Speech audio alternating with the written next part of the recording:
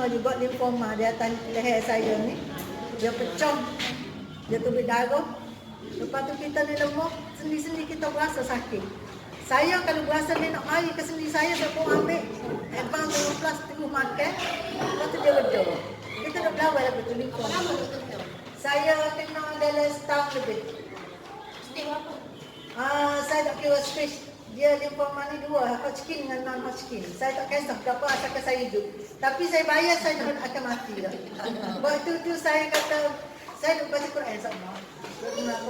Itu saja, berapa kekuatan saya. Tahun 2010-2011. Tidak saya tahu. Antara puasa dan puasa satu lagi 2 bulan setengah pada tu barulah saya segar tu.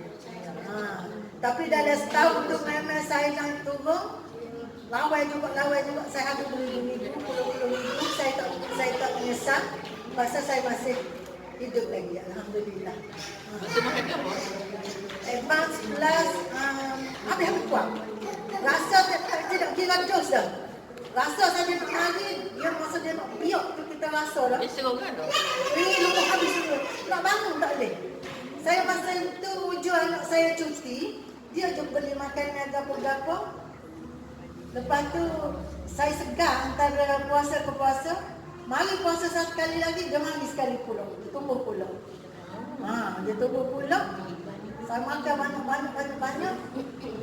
Sampai ke 12 tengah saya pergi cek. Saya monitor tubuh badan saya dengan cek darah. Dan saya dah putusan melambung naik ratus-ratus ribu. Biasanya kita dalam 7-8 ribu saja. Tapi kalau kita kena jangkit tank, dia naik dah sampai 15 ribu. Tetapi kalau dia melebihi pada 100 ribu, bilangan dia dalam ni, tu cek dah. Ada sesuatu yang tak kena dalam sistem kita. Saya dah kita bekerja kuat nak lawan. Tapi gitulah, kita bergantung harap dengan Allah. Jadi saya lawan betul-betul, saya tak kisah berapa banyak sampai dalam kabinet saya tu, dalam rumah tu, dah tak ada produk mana masa tu. Tapi saya makan kuat-kuat sembuh. Pasal tu saya harapkan saya. Tahun 2010 2010. Tapi antara dua puasa tu saya boleh juga. Tapi kita dah skor. Mari puasa sekadar kita tak nak makan sehari. Masa tu dia sedar pula. Masa tu dia kedua kali kena tu memang tidur. Tapi alhamdulillah 2 bulan tu pada tu saya betul-betul jaga kesihatan, tidur cukup, makan tak koksi-koksi lah. Lepas tu makan juga. TF lah yang menolong saya, alhamdulillah. Ada Allah bagilah TF, advance dengan plus. Itu doktor. Okay? Dua ni. Ini ni. Untuk makan berapa sehari masa tu? Tak kira, rasa sakit saya telai. Saya hapuskan ni lah. Jadi tak tendus.